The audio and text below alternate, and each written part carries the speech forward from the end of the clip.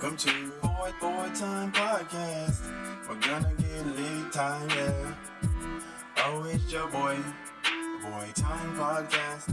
Coming in with the slam dunk of a theme song. Hi ho ho, it's me, Slippin' Jimmy, back at it again with a new episode of the Boy Time Podcast, and as always, I'm joined by Babby and Paul. Hello. We got a Mondo week. This is a big one. We got 3 shows to talk about. We got to talk about Saul, Atlanta, and The Wire Season 3. I have to talk about the first 2 episodes of Kenobi, because those happened. I guess Babby could talk about Stranger Things if he inclined. I have not seen it yet. I suppose. We also had Star Wars Celebration. That is actually still going on as of us recording this, so there has been a decent amount of news and stuff.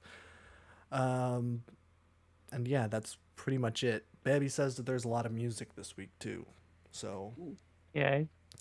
it's gonna be a big week. Get to midnight. Let's go. We'll see. I think we'll start off with who asked for this news, because I was Perfect. Yes, it's always a good note to start off on. Are you guys familiar with Neil Blomkamp? Nope. He did District 9, Chappie. I love Chappie. I know, we all love Chappie here. But he's making a new film. He made the movie, I think it's called Malignant. That was his COVID movie. And I think it was universally panned as being one of the worst COVID movies. Not that it's about Like COVID. any COVID movie, yeah. It's not about COVID. I feel Okay, like I was gonna say, any movie about COVID's gonna be garbage. yeah. Except for maybe Death to 2020. Yeah, that's by a Charles classic. Brooker. Yeah, Classic. that's a good one. But Neil Blomkamp, he's he made a movie about an AI demon, and now he's coming back. He got picked up by PlayStation Studios to make a Gran Turismo movie. Oh, heck yeah. Yeah, I Okay. don't know. I know. Who asked for this? I don't know. Yeah. They made a Need for Speed movie way back in the day, so I guess they decided, let's take another racing franchise and But turn they're it not into getting a Aaron movie. Paul this time, though. No. Well, I don't know. I don't know who they're going to get. They just announced the director. I don't know if Neil Blomkamp's going to write it. There's probably going to be heavy-handed social commentary in it because it's a Neil Blomkamp movie. Of course. It only worked once, and then everybody figured out his shtick. So, yeah. We'll see what happens there. I'll be reporting on it because I'm very interested in the career of Neil Blomkamp, except I've only seen District 9, and I don't want to watch any of his other movies because I'm scared. But enough about that. We can jump into some video game news. We got a couple things. Right as I said that last week that Summer Games Fest is happening and PlayStation is probably going to do their own thing. They did their own thing. It's going to be June 2nd at 5 p.m. Central. I think it's going to be half an hour long. So I don't know if this is going to be their big E3 showcase. It sounds like it's going to be mostly third-party games with a little bit of PlayStation VR 2 news. So if Sounds you're about right. yeah, so it's going to be just like a little short showcase, which makes it sound that like maybe the big stuff is going to be at Summer Games Fest. I don't know. Because I feel like it would be weird to have this showcase and then like a couple weeks later do another one when all the showcases are happening. I don't know. So I guess we'll see.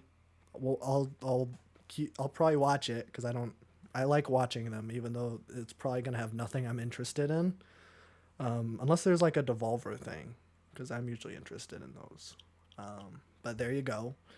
And then we got I guess this is the start of Star Wars Celebration talk. I talked a little bit ago about the Star Wars Jedi Fallen Order sequel. Probably one of the clunkiest titles of a video game I've heard in a while, other than Kingdom Come Deliverance. Anytime you use a colon, I'm not a big fan of colons in titles. But we got the announcement of the squeakquel to that game. It's called Star Wars Jedi Survivor, and we got a little teaser for it. It was all cinematic. It's still the same guy. I was kind of hoping for a different guy because the main character in the first game was kind of bleh, but, you know, to each her own. And yeah, that's coming out next year in 2023. That was all of the news that we got for that. Let's scurry, hop, and jump over to movie news. This was also shown at Star Wars Celebration, even though it has nothing to do with Star Wars. I guess it's tangentially related to Star Wars because it has Harrison Ford in it. But we got the announced release date for Indiana Jones 5. Everybody's favorite franchise. It's never missed, famously. One of the most perfect franchises in the whole wide world is Indiana Jones. Yeah. And they're making a new one. I forgot, it's not Spielberg who's making Indiana Jones 5, which may or may not be a good thing. It is James Mangold, who did Logan.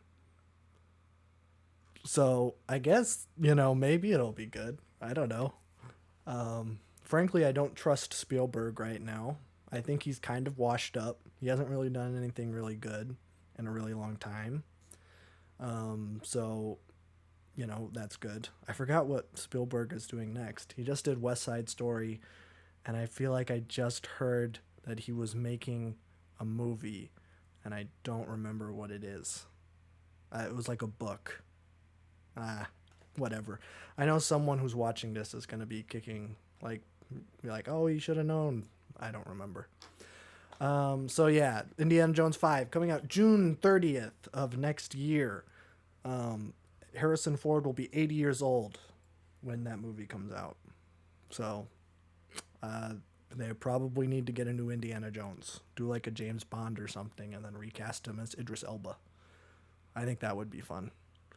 And then in terms of other news, movie news, we got what the next Star Wars movie is going to be.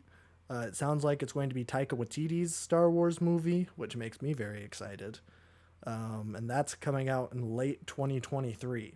So we're not going to get the Star Wars movie for a while. It sounds like they're focusing on shows, which is the majority of the news that I have this week. So I guess I'll just jump into that. Starting off with Celebration, we got Mandalorian Season 3 and Ahsoka. Those are both coming out next year. Mandalorian coming out in February, and then Ahsoka is going to be coming out sometime later. I don't really have a whole lot to add. I really like The Mandalorian. The Mandalorian episodes in Book of Boba Fett were the best episodes of the Book of Boba Fett. So, you know, probably going to be good. I like his new ship. I don't really have a whole lot to say about Ahsoka. I like the character in the Clone Wars. And then I don't really like Rosario Dawson because she's like Mark Wahlberg, except instead of a Vietnamese person, it was a transgender person.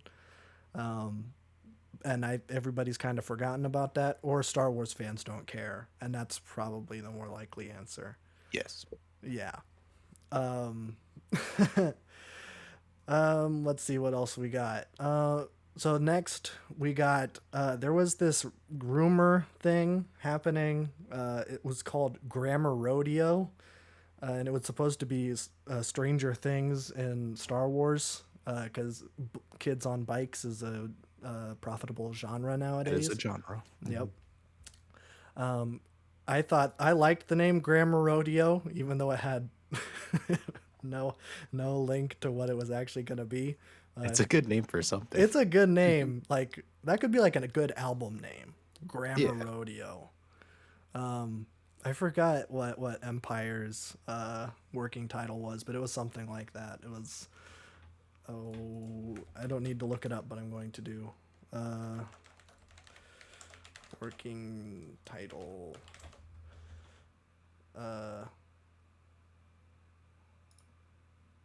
foodies. I don't know. That's just according to Google.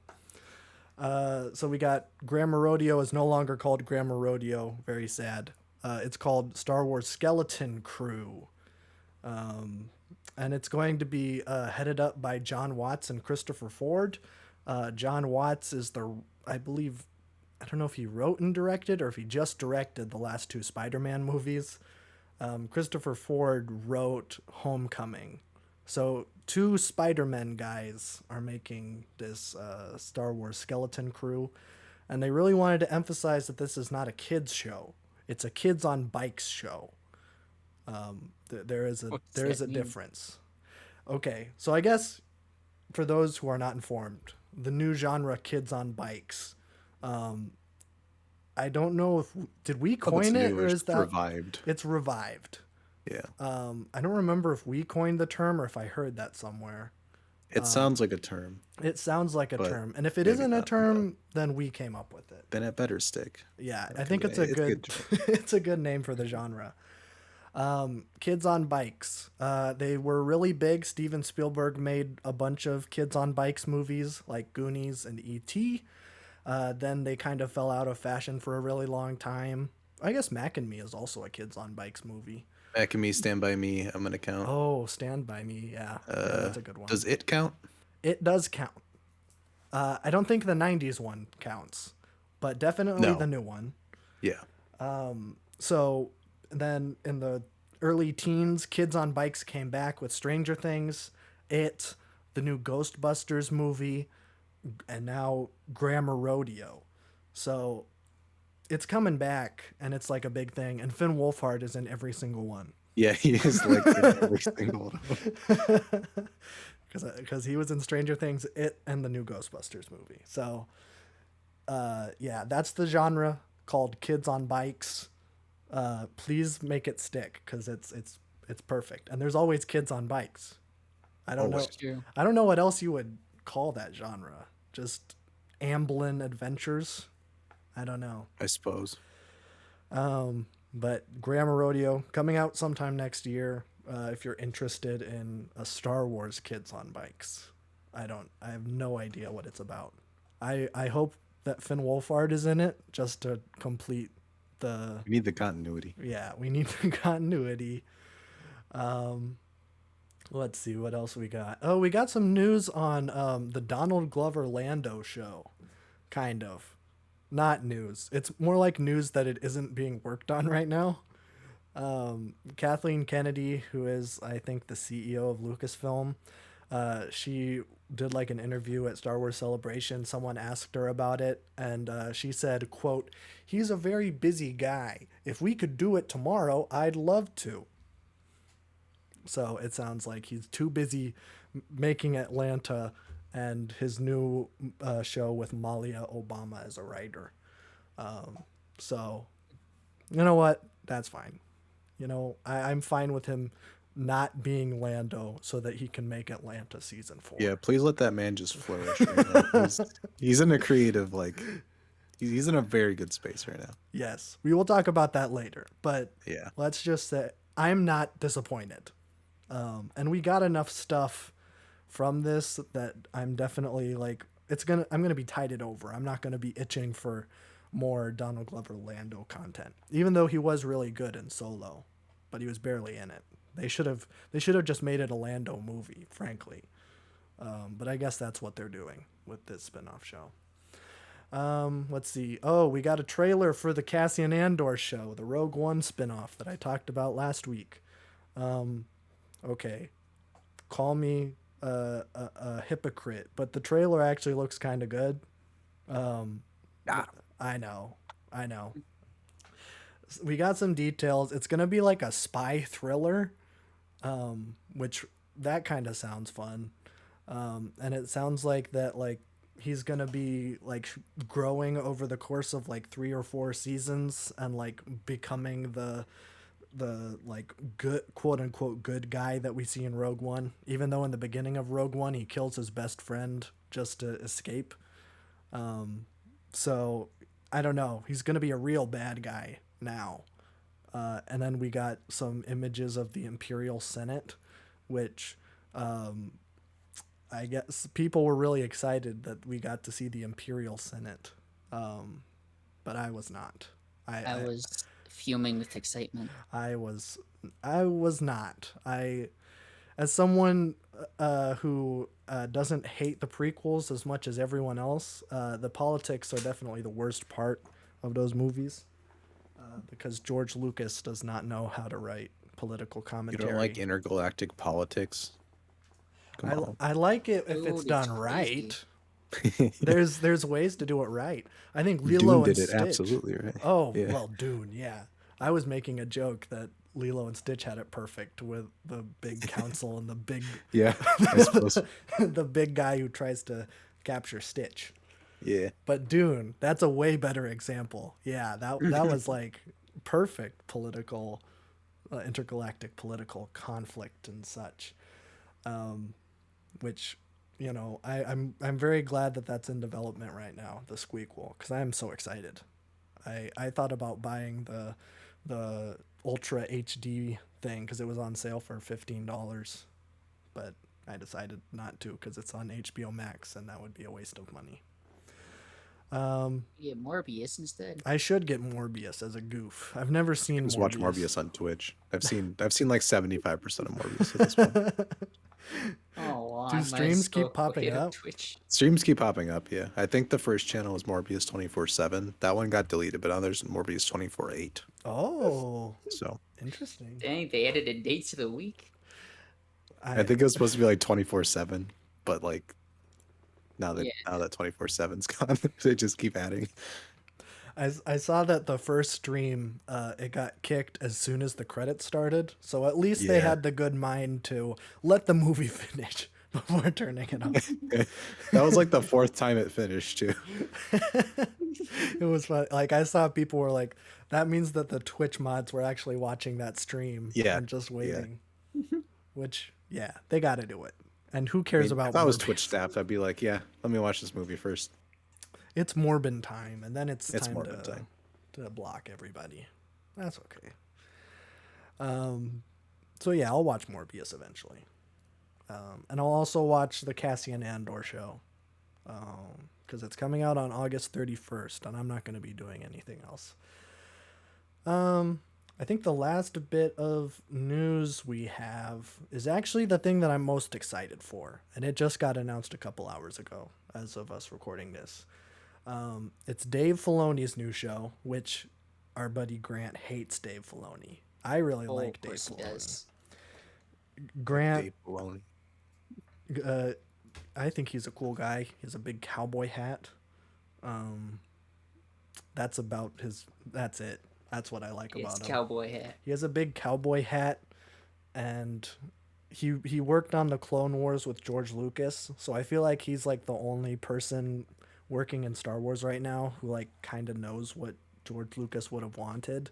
And granted, Dave Filoni does love Mandalorians too much. That is something that Grant hates about Dave Filoni, is that he somehow manages to sneak Mandalorians into every single show he does. Until he just made a whole show called The Mandalorian so that he could just, really just geek out to his heart's content. But this new show that he's making has nothing to do with Mandalorians until it does, ultimately in the end. There's going to be an episode that has Mandalorians in it. You can mark my words. Even though on paper it has nothing to do with Mandalorians. It's called Tales from the Jedi. It's coming out fall of this year.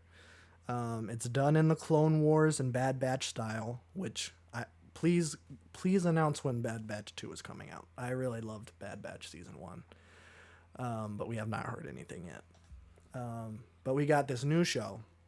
It seems to be kind of like, it's another Clone Wars spinoff, which frankly I could have just infinite of those. Clone Wars is definitely, it might be my favorite like Star Wars thing.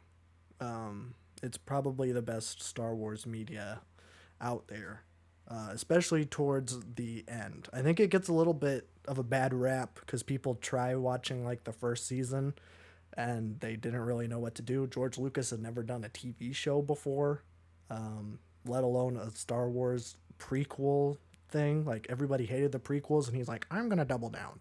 I'm gonna keep doing it for 6 years. But like once you get like past the first couple seasons, like 3 through 7 are fantastic. But we're getting a spin-off show. It seems to be like an anthology, which Clone Wars is an anthology series too. And each episode or arc is going to be following a different Jedi in the prequel era. And we have 3 of them confirmed so far. Ahsoka. That's another thing that Dave Filoni loves. Dave Filoni loves Ahsoka, mainly because it's the only thing that he's made. So he shoves her in every single show that he makes also. Understandable. Yeah, because they shoehorned in Ahsoka into Rebels, and then they shoehorned her into The Mandalorian season 2, and then they put her in an episode of the Book of Boba Fett, because I don't think they cared about that show at all. And now she's getting her own show. But we're going to get like a whole arc about her by the look of it, like when she was a baby before she joins the Jedi Order. And there's going to be like 2 other episodes that take place in different parts of her life. So I'm interested in that. I do like Ahsoka. So here's the thing. We got one that's going to be about Qui-Gon, and Liam Neeson is coming back to voice Qui-Gon. And Liam Neeson has been very adamant that he is not going to that he was not going to be in Kenobi because he does not like being in TV shows. He's like, I only want to do movies. I'm an old school guy. And then here he is in this show. So either he's a liar and he's in Kenobi this whole time, or he's a liar and a hypocrite. Everybody's got a price, brother. I don't know. Also, what is Liam Neeson doing right now? He was in one episode of Atlanta. As himself. Well, racist himself. I don't think Liam Neeson is racist. I don't know. Yeah, no, that was himself. I don't know, but I don't think so.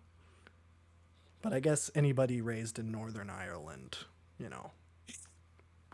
I'm not saying Ireland's kind of sick. Northern Ireland. Northern Ireland is lame because it's part of the UK. Oh, is that different? Oh, yeah. I like regular Ireland. Regular Ireland's pretty sick. Yeah. I like that. Northern Ireland's like, we're British too. And I'm like, why would you want to be British? Why would you want to be that? I don't know. It's something to do with Protestantism. I mean, that's even worse. Yeah. Yuck. Yeah. So back on track a little bit. Liam Neeson is doing a Qui-Gon episode. Last one I'm actually very interested in is that they're doing one on Dooku before he was the bad guy. I don't think Goku. I love him too. I hope they bring back Christopher Lee. He just had his 100th birthday. I don't know if he's coming back. They need to XXX Tentacion him, and like every time he like coughs in the studio, so you're like, oh wow, he said it. We can auto tune that and make him sound like we can do the audio deep fake, and then there you go. We can have him do that. Except they're probably just gonna get the guy who voiced him in the Clone Wars. Yeah. I probably. But yeah, there's that one. That one's the one I'm most interested in because the screenshot or the concept art that they showed, it was him and a young Mace Windu, and Mace Windu's awesome. Samuel L. Jackson's the coolest guy in the whole world, other than maybe D'Angelo. I'd say those two are pretty close. But yeah, there we go. That's it for the TV news. That's actually it for Star Wars Celebration. I forgot to mention that Ron Howard's Willow. Are you guys familiar with Willow? Nope. Willow Smith, yes. Okay, so not the film. I don't know why you would be, frankly. I only know about Willow because our good friend of the podcast, Whatever Happened to the Pizza at McDonald's, he loves Willow. Oh. Yes. Cool. And he even asked Ron Howard at one point if he would be willing to read his screenplay for Willow 2, and Ron Howard said no. It was probably the Ew. worst moment of my whole entire life listening to that Yeah. podcast. But it turns out they're making a Willow spin-off show for Disney Plus. No And way. my guess is that they didn't even look at whatever happened to the pizza at McDonald's script. That or they stole it and they're not compensating the podcast for it. This is horrible. It's probably the worst highway robbery I've ever seen on a major television network. I'm appalled, and I'm stunned. Thoughts and prayers go to whatever happened to the pizza at McDonald's this week. Pour one out for him. Yeah. That was also Order a pizza for them. order a pizza from McDonald's for him. So yeah, I also don't know why that was shown at Star Wars Celebration, except that Warwick Davis is in Willow, and Warwick Davis is in, I think, every single Star Wars movie as someone else. Because I don't know, little people are science fiction. That's why Peter Dinklage was in Infinity War True.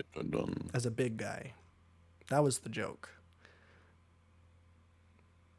Anyways, so I guess from here on out, if there's anything else that happens at Star Wars Celebration that is noteworthy, then I guess I'll bring it up next week, even though it will be old news by then.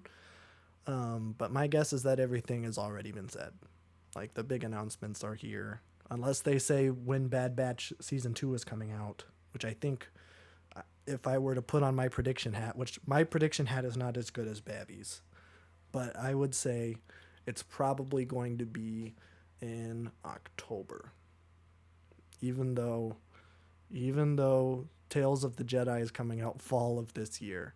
Never mind. Bad Batch Season 2 is coming out in April of 2023. Even though it was supposed to come out spring of this year. You know what? I don't know. My prediction hat never works. I'm just going to throw it in the trash. But we have to talk about shows. I could talk about Kenobi right now, but frankly, we've talked about Star Wars for so long. Let's break it out. But break it up a little bit. First thing we finished this week was Atlanta Season 3. The newest Donald Glover production. We officially finished it. About half of the episodes don't have Donald Glover in it. Well, technically Donald Glover is in the first episode, but not very much. Cameo. Yeah, it's a little cameo. But what did you think of Atlanta Season 3? No spoy boys yet. No spoil boys yet. Best season of Atlanta. Okay. By a large margin, I would say. I would say it's probably tied with Season 2 for me. Because there's a lot of things in Season 2 that I really like. Like the Teddy Perkins episode's a classic. Yeah, season 2 is also very good. Yeah. But this one's kind of next level television. Yes. I think it's probably the best of the two. But I think I like Season 2 as much as I like Season 3. Mm-hmm. Yeah, that's definitely a lot less grounded. But Yeah, we're I full think on he's- going surrealism now. He's become comfortable in surrealism, which is very good because he's doing it very well. And that's my favorite thing. I know, you're a big surrealist guy. He's killing it. Yes. Yeah, I think writing was fantastic. Of course, the acting's great. The characters in the show are fantastic. Yes. I love Darius so much. Darius is so fun. I missed him so much. I don't like that they kind of turned him into the conspiracy theory guy, because he wasn't really that. That's totally on brand, though. It's on He's more of a brand. hippie than he is a conspiracy Yeah, theorist. that was the But he is just dripped out all season. Like, Oh, yeah. I want to be that man. Whoever's doing the outfits on this show, they need a raise. Well, the Keith Stanfield is a very stylish man. I feel That's like true. they He's just very like, stylish. hey, can you just dress up like you normally would? And then you're like, yeah, sure. It's like the fits he was pulling off here were Yeah. nuts. They were pretty epic. But yeah, this was really, really fantastic. I think every episode had a very well written and well put out like meaning or theme. And they all kind of tie together to the main storyline of it. It's just in very abstract ways, which is my favorite. Because instead of just like linear progression as it would normally be, I love the way that they're pushing it forward through like surrealist dreams and like alternate realities and crap. Yeah, I don't really know what the narrative of the show is. Like, Exactly. It's Like- I mean, the narrative at its heart is just the journey of Paperboy becoming a famous rapper, yeah. and then everything else is a subplot, but also the main plot because it's mostly more important than the Paperboy thing. Yeah. Yeah, So- I feel like that's always been the through line is that Yeah. each season sees him at a different level of success. hmm Like, because in season 1, he has like one hit song, and then like, you know, like people know the name, but it's like, you know, Roddy Ricch. He has the one song. People aren't really listening to his new album. But then like as season 2 happens, then he has like a hit album, and then he's getting ready to like he's like meeting with promoters and all these like studio heads and all that stuff. And then by the time we're in season 3, he's like just living in Europe. Just Europe tour. He's in there for like a really long time because it's been Yeah, it's a tour. well, yeah, but it's 2 years since Atlanta season 2 ended when the European tour started. So he's been there at least like I don't know, over 2 years in a European tour. Unless there's something I'm missing. Which, There's not like a 2-year time cut. yeah, they mentioned that. They mentioned it's in like one of the earlier episodes where like Ern and Van like are talking. They talk about that they've been out there for a really long time. I think. I don't think it's ever like established with like a title card, but I'm pretty sure there's a time skip. No, yeah. But like I don't think it's 2 years. That seems like a long time. Let me see.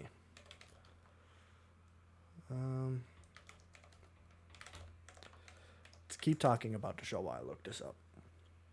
Okay. Everything else I have to talk about is spoilers, so Well, then we are entering the Spoy Boy zone. Boy zone. Don't listen to this if you're still watching Atlanta season 3 or season 2 or season 1. Well, first of all, just watch the show Yeah, and then if you want to. it's very good. You should. Yeah. Yeah, I feel like I like the episodes that didn't involve the main cast more. Usually, not all of them, but like a lot of the like the Black Mirror-esque ones, or like I think the opening episode is probably the best one still. I'd say that's true. I think that's the best episode of Atlanta, but I mean it's very close with like a lot of the other ones from the season. Yes. I mean, we had like a lot of crazy ones. The nanny episode, the finale was crazy. Yeah. It was. Yeah, I don't know. There's too much to like unpack with it, but like he's so clever with his writing because everything is so like recent and on point with how things function, Yes. to the point where it's like he's just like talking straight to the audience almost because everybody knows the references he's making because they're so like recent. Except Amelie. That last. Except Amelie. I don't know. Have you seen Amelie? No. Okay. The last episode is a parody of it. Okay. Yes. Like how Van is dressed, the baguette and the backpack. Oh yeah, yeah. That yeah, whole yeah. thing is totally. I mean, I know they mentioned it in the episode, so Yeah, they do. So I was glad that they brought it up because I'm like, okay, that was. Yeah. It's a good episode though. I like it. it's a very good episode, and I like how he does weird little things. Like all the friends in that episode could literally be like Darius, Paperboy, and Ern. Yeah. It's like a gender bent like episode, but also not because it's different people, but it's the same dynamic. Yes, and the main chick was in the episode in season 2 where they go to Drake's party.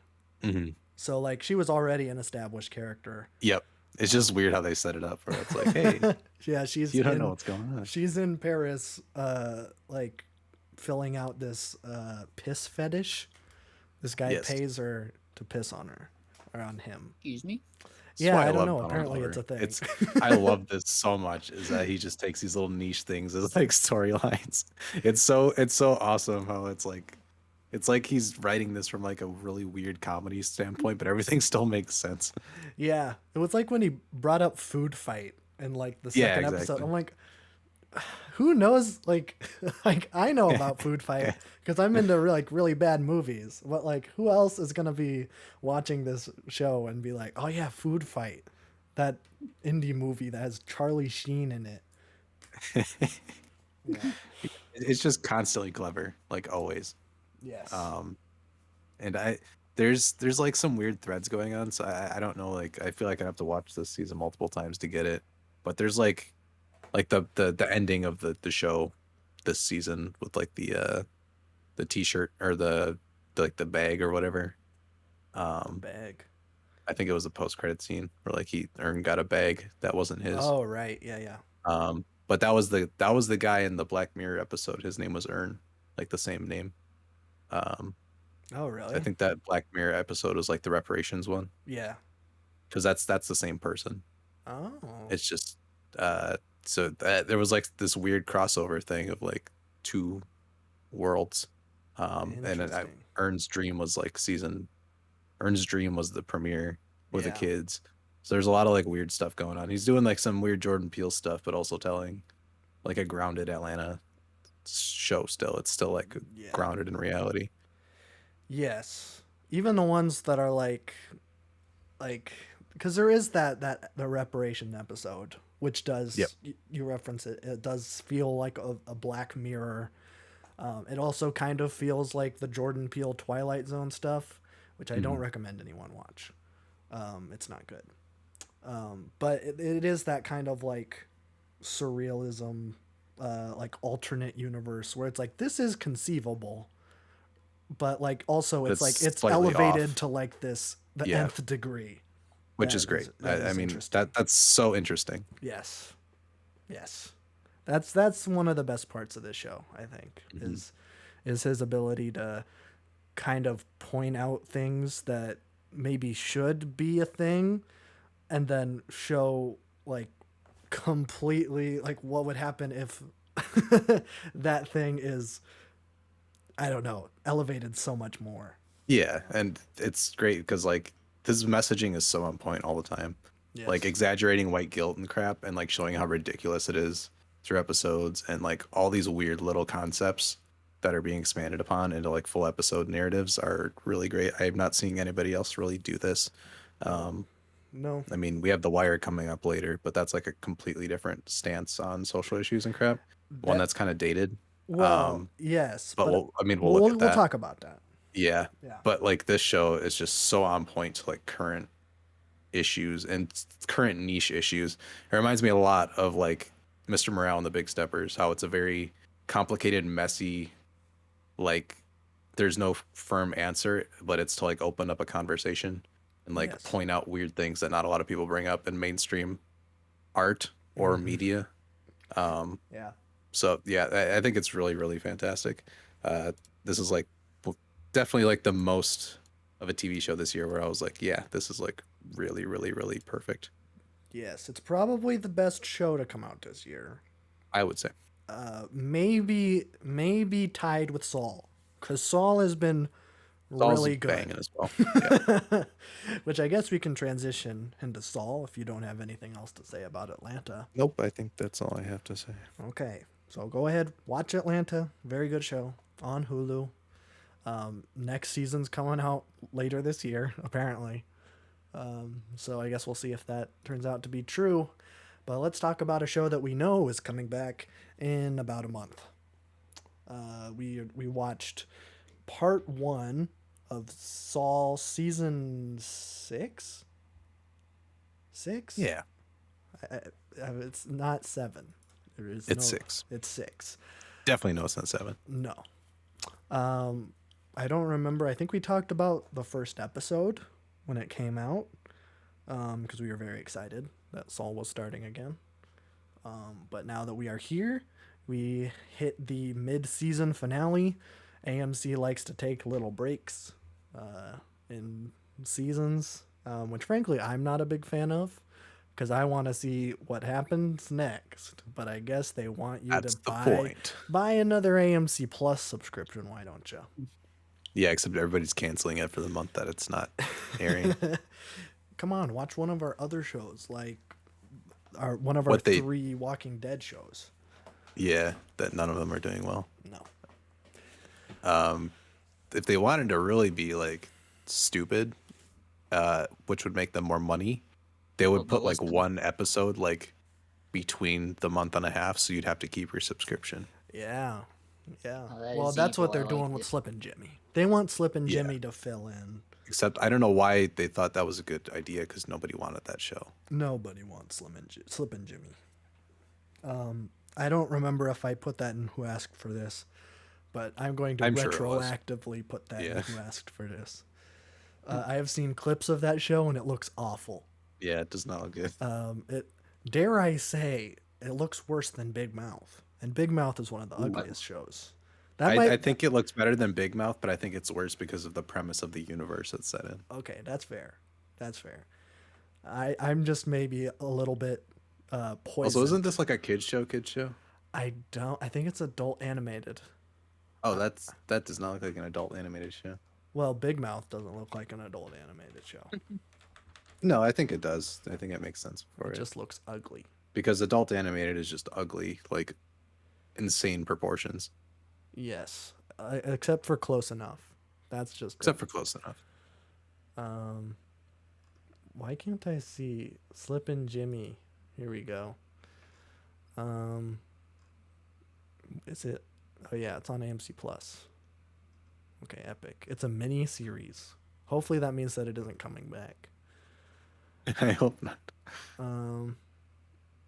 American. Yeah, I mean it doesn't say whether it's for kids or not on the official Breaking Bad wiki. But Interesting. we don't need I to guess talk we'll never about know Slip because and I'm not Jimmy. watching it. No, so. I'm not watching it. Let's talk about season 6 of Saul so far. I don't remember. Well, it's going to be pretty hard to talk about this season without talking about spoilers. Yeah, that's gonna be just spoilers right away. Actually, So, spoilers for Saul, spoilers for Breaking Bad. I don't know if we're going to be talking about spoilers Breaking for Bad. Slip and Jimmy. Spoilers for Slip and Jimmy. Slip and Jimmy eventually becomes a lawyer in Albuquerque. Yep. So At Albuquerque. spoilers. I know. He used to be a kid in Chicago, and now he's a lawyer in He will Albuquerque. defecate through a sunroof in season 3 of Slip and Jimmy. He will do that. That is something I know for sure. Okay, so now that we got the spoilers out of the way, season 6 of I Better can't Call believe Saul. Kim died.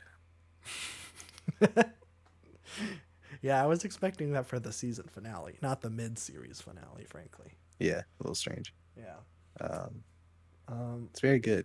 Yes, I liked this season. I don't know how it compares to the other ones. It feels like it's just the I same. don't remember them. It feels like The they're quality never dipped with this show. yeah. Well, it did in the beginning. I feel like that's Yeah, but it the didn't rough dip. part. It just stood there and then it elevated and then it's never come down from that point. No, it has not. And that was like the one thing I was worried about this season, where it's like, please don't end bad. Which so far it has not. It's That's got to be impossible because like this is the most interesting part because you're seeing the Breaking Bad version form right yes, yeah, that is true. We're starting to see like the Saul Goodman headquarters. Yep. It is completely unrecognizable as it stands right now. now. Yeah, But it is interesting to start seeing him become more slimy. And what's even more interesting is that Kim is the one that's pushing him to be even more Kim is slimy. Wendy. Kim is Wendy, but I don't hate Kim. I like Kim. No, Kim's pretty likable. Yeah. Because well, she's doing this thing to screw over someone, but also she like works pro bono and like helps people who generally like need law advice and legal help. So it's like she's a good person. It's just a little bit like, ooh, what's going on? Like what is this? I know that like they both get off on like pulling these schemes and having it work out and like I think a lot of it too is her like incredibly straightforward life, and then like we had this flashback with her mom where like her mom stole like a piece of jewelry or whatever, So she's always had this uniform, like completely lawful, like no excitement, like life. And now that she sees like you can get away with stuff like that, she's like pushing it. It's Yes. like an addiction to see how far you can go. It's like the cork, that cork scene where it's been like referenced as like one of the, one of the things that Jimmy keeps forever. It's that cork from the first time that they pull a scam. And it's just like that moment was that switch. That's the crawl space moment. Dun, dun. Dun, dun. That's when Kim became Heisenberg. Not I don't like- think it's as simple as that though. No. I think her character is incredibly well written.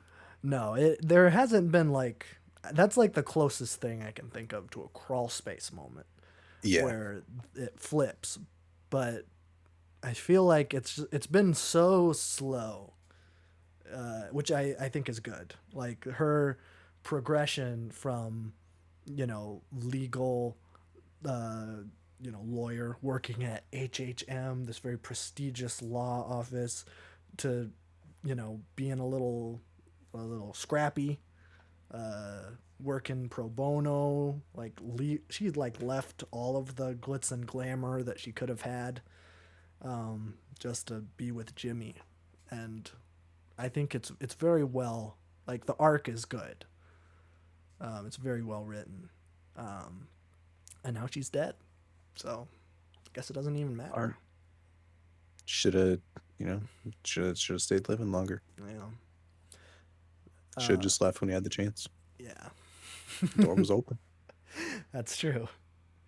I guess, unfortunately, I will have to end the bit, because we do need to talk about the ending. Yeah. The mid-season finale. Kim does not die. Mid-season, yeah. The mid-season finale. I'm not used to this. I'm a veteran in this area. You are a veteran. But we got the mid-season finale. We had been seeing Lalo, who at the end of season 5 survived a, like, I don't know, it was like this huge mercenary group that was sent to kill him. He escapes and is like trying to live on the run. He goes to Germany, tries to find out what Gus is up to, and then he comes back to Saul's house at the very end of the mid-season finale. He kills Howard. What? And they really make that feel bad because he's like, my wife left me. I just got like disgraced, and everybody thinks I'm a coke addict, and you just ruined my life. I'm like a shell of a man. And then Lalo comes in, just shoots him in the head, which, maybe that's a good thing in the long run. Put him out of his misery. I stand with Wallow. I stand with Lalo. What? Wild take. I didn't like it when he tried to kill Mike and Jimmy in the desert. But, I do stand by this moment because Howard is at the lowest of the low. He's been duped too many times.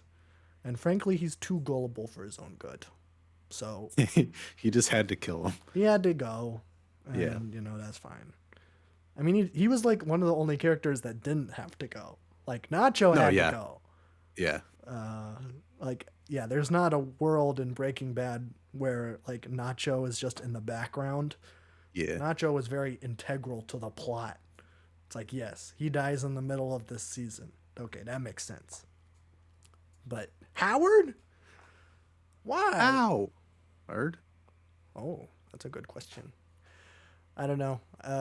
All bits aside, I'm very sad. Howard was one of my favorite characters. I love his Namaste license plate. It's really something that I want to emulate. Yeah. I really envied his lifestyle. I really of did. Just being the most boring person. He was ever nice. created. He was nice to people. He was nice to people. He was one except of Kim. the yes. He was one of the only like genuinely like good people in the show.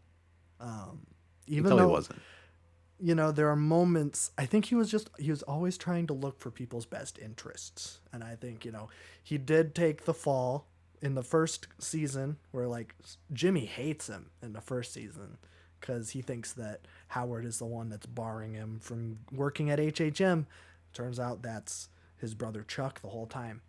So like Howard is like he can take the fall, but he's trying to help his friend. It's just like I don't know. He seems like a nice guy. He did not deserve to get got by Kim and Jimmy that hard. When that episode, I think that was the mid-season finale, was to watching the plan unfurl at Howard's expense. I will say it was incredibly satisfying. Oh, it was.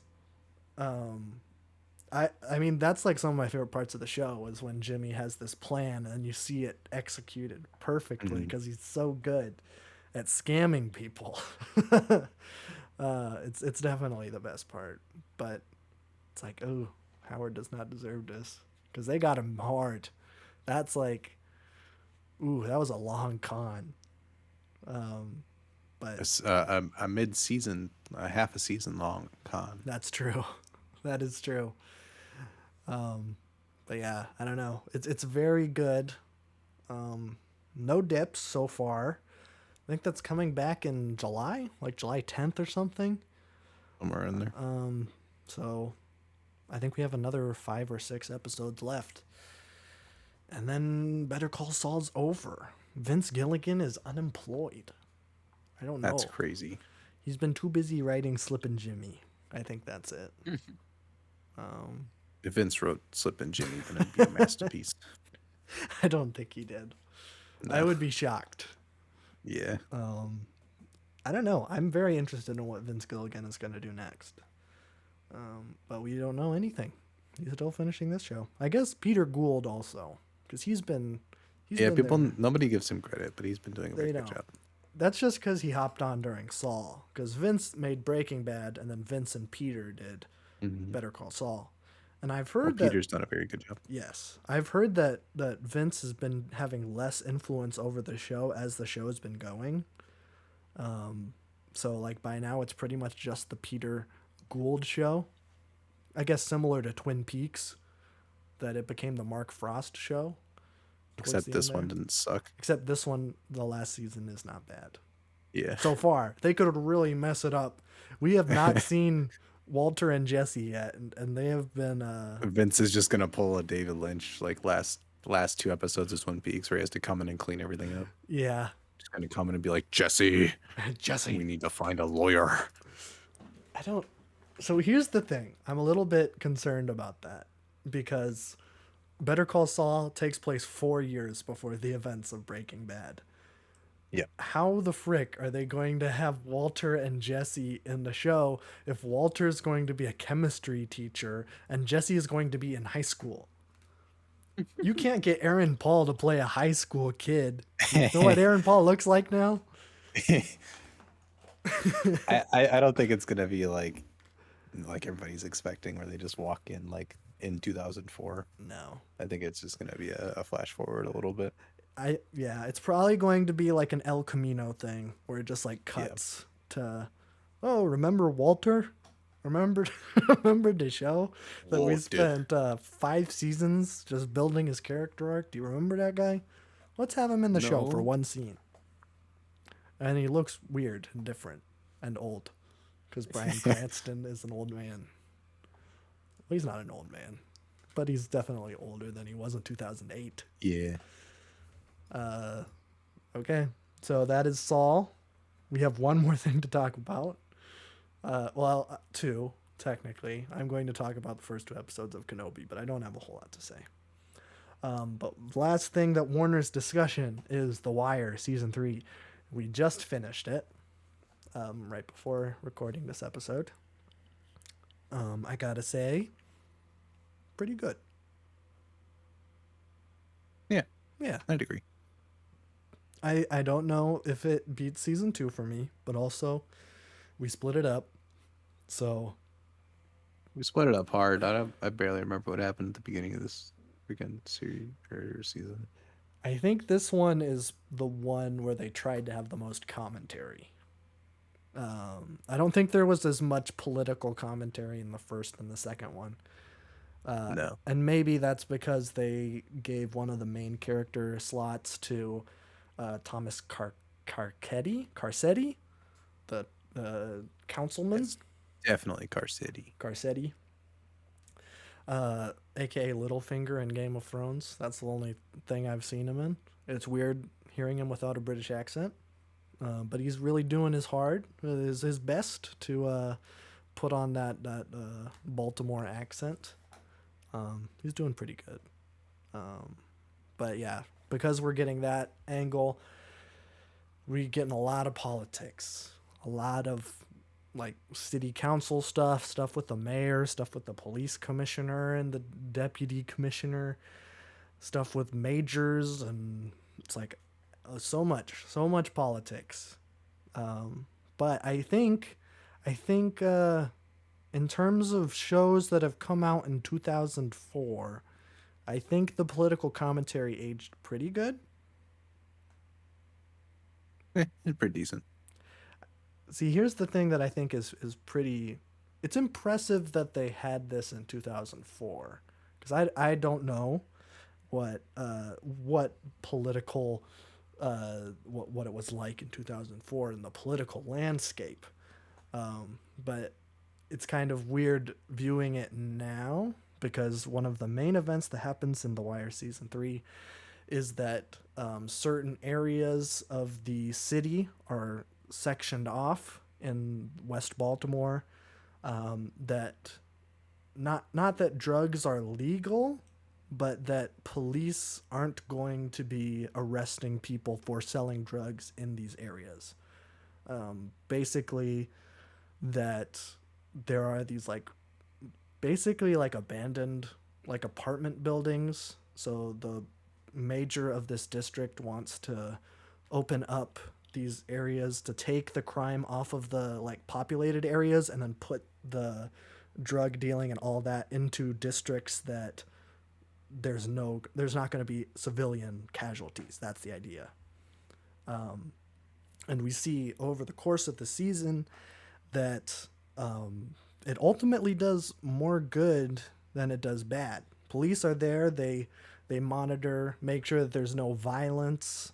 But aside that, they do not arrest any drug charges. And like they make a statement that like they do free HIV testing. They like pass out condoms. They do like addicts like recovery, I guess, addiction recovery services. And like there's like a very serious debate at the end of this show before it gets out in the press, because as soon as it gets out in the press, then they have to pull the plug on it. But there's this like debate once like the mayor finds out and the police commissioner find out, where it's like there's this huge council and they're like talking. It's like, well, maybe this is a good thing. Like we're seeing like crime down by 16%. Like all of these services are really helping the kids. The kids are getting out doing these recreational things instead of being hoppers for drug gangs. And it's like, well, yeah. And then like as soon as the press is like, this is scary, there is drug dealings and it is legal, then they're like, okay, we have to get rid of everything. But I thought that was pretty, like, I thought that was very well done, because like that is a thing that we are dealing with now, in terms of like maybe we shouldn't be And that's locking everybody always up. existed, but like I think it's an interesting way to display it. Yes. And it's obviously extremely faulted, but Well, like yes. that's the It's it's 2004. Baltimore. Well, yeah. Well, it doesn't matter what year it is. Yeah. Legislation has stayed the same since decades at this Yes. point. Yeah. But I think that was an interesting angle to take it, and I like the portrayal of like, I don't even know if what the officer's intention was with this whole thing, if it was just statistics or if it was a genuine. I felt like it was a accidental like good thing, Yes. because there was these multiple meetings where like crime was up and up and up, and just people kept getting chewed out Mm-hmm. for like not getting better like results in their districts. So this plan that came out, and then it was like unintentionally good. Yes. But like that's a cool statement to have for it. And then just having like the upper management of police immediately shut it down because it's like, you know, that we can't help people. Are you kidding me? That's Yeah. crazy. We can't have Um, legal drugs. Yeah, are you kidding me? Yeah. That's crazy. But I don't know. I think it was a very interesting concept, and I think they did it pretty well. I think so too. I think it was a cool perspective for a lot of the season. I think that kept everybody engaged. And I don't know. I like the new characters in this season. I think they did very well. Yes, I'm a big fan of Dennis or Cuddy. I Yes. think that's his street name. Yeah. Who's running a gym. I thought that was probably my favorite arc of the Yeah. whole. He's one of my favorite actors. He's amazing. I have not seen him in anything else. I'm like shocked. I'm like he should be in He's films. fantastic. He should be in a Spike Lee joint. I could see him in Black Klansman too. I think that'd be pretty fun. I suppose. He always plays this like rugged but like very lovable like character. He's well He does it intentioned. very well. Yes. Yeah. That's probably. I think that goes into like the whole thing that the show wanted to do this season, where it's like showing, you know, just because someone has done drugs or has killed people for like, you know, years ago, doesn't mean that they can't reform and become better people by the end of the show. And that's an extremely basic like thing. But like Yes. But I mean, I think they did it well, but I think showing like so back in the day, like when gangs first started before the whole war on drugs, like gangs were a big supplier to communities for resources. yeah. And keeping kids you know, in recreational activities and food drives and all this crap. So it's cool seeing the show like repurpose that because like, you know, the gang gave him money to open up a gym and all this kind of stuff because that's how that used to work back in the day. Yeah. And when there's aggravated police presence like everywhere, crime goes up, people don't trust the police, things get more violent. I think there was even a council meeting where someone stood up and was like, I have, for the first time in like decades, a police officer just sat down and talked to me Yeah. and exchanged information, which is an extremely important concept. Yes. To not make the police seem like this this presence that's only there to cause things, because that's what the police do Yes. 90% of the time in these communities. Yeah. Yeah. Especially in these like low income spots Yeah, that we're especially in talking. Baltimore. Baltimore's like Oh insane. yeah. Yeah. Yeah. I think that, you know, I never see shows in Baltimore. This is the only one I've seen. Mhm. And I think it's really interesting. Like it's an interesting setting. Because like any show could be set in LA or New York or whatever. This one is very intentional. And it's uniquely Baltimore. And I appreciate that. Yeah, I don't know. I thought it was weirdly like ahead of its time. Like especially what we got, like the war on drugs, and then Clinton extended it, and then it's weird. I don't remember what Bush's practice on it was. So yeah, I don't know. I don't remember. Like it's a little bit tough to view this show now because it's nearly 20 years old. The first season came out in 2002. This season came out in 2004. Where it's like, okay, what was everything like? Because like now it's so it's not different. It's not totally different, but I think No. I think people's views on drugs and gangs is different than it was 20 years ago. And I Some think- people's are, but legislation wise, this show is, I would say, like 95% accurate Yes. to current day. Yes, when it comes to like the police stuff, And our police is actually more militarized now than it was in 2004, yes, that is important to note.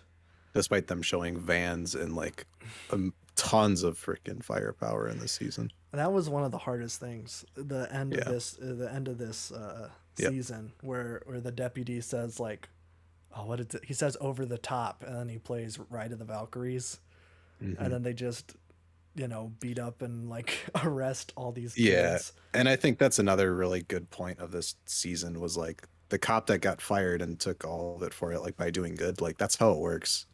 Yeah. The police in general is mainly like a gang where it's like if you're actually doing stuff to support, but it doesn't support the bottom line of status quo or whatever, it's like you're out. And then all Yeah. of a sudden these big guys are like, yep, let's just go in, you know, for Yeah, fun. yeah, it was messed up. Um, yeah, so I'm interested to see where we're going to be going from here. Hmm. Um, I think we might watch season 4 and then switch over to Barry before season 5. Probably. I think the last episode of Barry comes out on June 12th, which is in a couple weeks. So that'll give us time to finish the season 4 of The Wire, and then we can get started on Barry before the last episode comes out. Epic. So yeah, Yeah. that was The Wire. It's been getting good. Like I don't know. get it. I feel like I'd put this as my favorite season, probably. I think Just because like I still don't care Yeah. about the interpersonal relationships of the police officers. yeah, I can't tell if that's personal bias or like if I just don't care. I think there's some police officers that I think are interesting. Like I like Lester. I like Lester, but like he also doesn't have like a side arc. But No. like I also really enjoy his character. He's But then it's like McNulty and crap, and it's like I don't care about your love life or anything. I want to see like I want to have McNulty have like this great arc where like he's like by the end of it like he's like a completely different person, and maybe this is expecting too much. Because I think Breaking Bad has kind of ruined everything where it's like now you have to have like character development when before then it was Darn. like we gotta like turn off our brains for a minute. I just worked 15 hours at my store and I don't want to watch a guy make meth for 5 hours and cry. But so like yeah, I want him to have an arc, and it seems like maybe like he's starting to at the very end here. Yeah, it seems like they're gonna put him in a different direction going forward. So Yes, because he has routinely been not. He's not like the worst cop, because there are like the cops that worked in the Western District that like I think yeah, Hawk. the entire Western District is just Yeah. something. Well, that's the interesting thing is that Carter was shown to have more of an arc than McNulty did, Yep. where Carter was willing to kind of like he moved a body out of the free zone so that that reporters and ambulances wouldn't come and see what they were doing. He was like helping Dennis like get kids to go to his gym. And like now at the end, like Carter and Dennis seem to be like, I don't know, they're like maybe working together, which I think that's a good arc. Because like at the beginning, he was just shown to do all like, I don't know, probably the worst perpetrator of police brutality that Yeah. we've seen in the show so far. They definitely elevated that this season. Like it was shown before, but now it was like, all right, let's up the violence to a little bit more, to be a little bit more accurate. Yeah, that was the crazy part because like the police's mind didn't change at all. It's like literally the community like built its own way through like that safe zone throughout the episodes. Yes. And the police were just there watching. And like So they were disgusted. it's really well done. Yes. Yeah. They were so They're like, how could? Yeah, it was so strange. It was like really, really well done. Yeah. It was like, man. Yeah, I thought that I think that man, I really love season 2 though. I love this is The one Doc of arc was really fun. the doc arc's fun. There was a whole lot of like colorful characters that I really like. That's really, true. The characters in season 2 are great. They were fun. And I think that's something that like I'll be probably getting when we watch The Sopranos, because I love that mafia, the mob, European mafia. European mafia. I love that stuff. Except when it's done by Martin Scorsese. I just feel like I gotta throw that in just to piss him off every time. I've only liked it in The Godfather, but that movie is so good. And season 2 was reminding me of The Godfather a little bit, which is not a bad thing. But yeah, I think this one's probably the best. So I guess we'll see where it goes from here.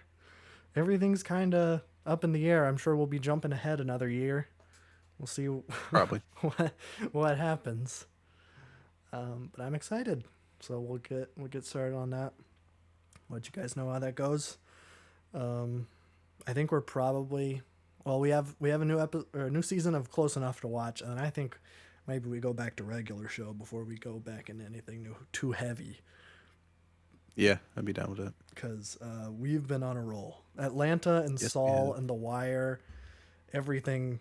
Atlanta makes me laugh so much though. That's just so fun. It's but still also, fun, but at the same time, it's like, yeah, there's heavy episodes. it is a critical thinking yet funny show. Yes.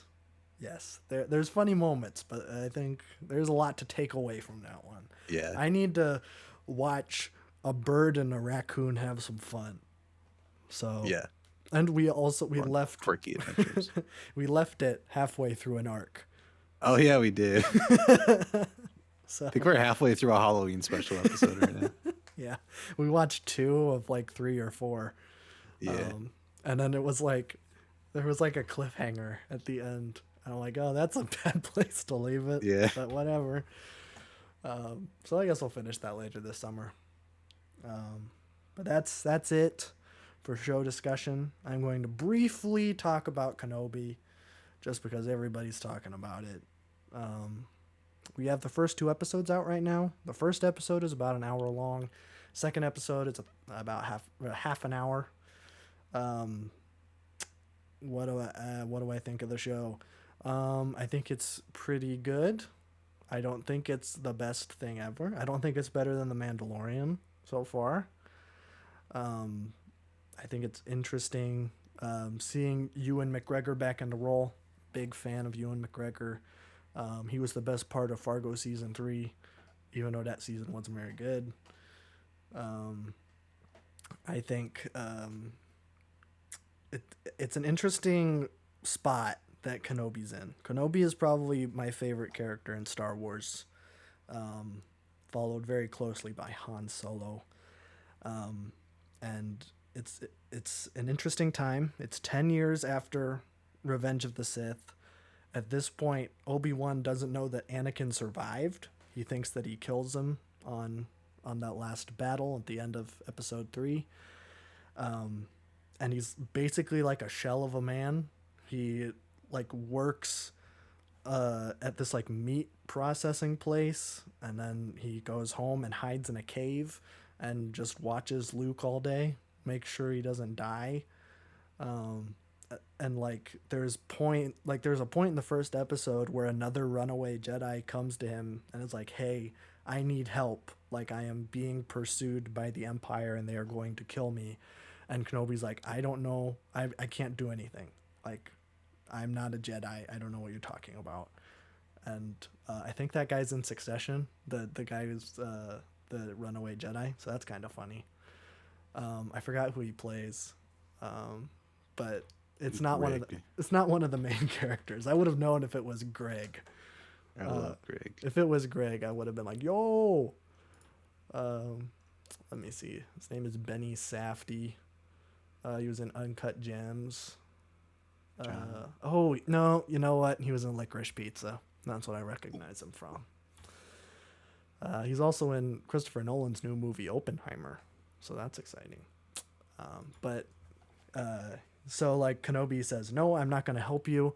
And then the next day Kenobi walks into town and the Inquisitors have him like strung up like on a wall. It's pretty intense.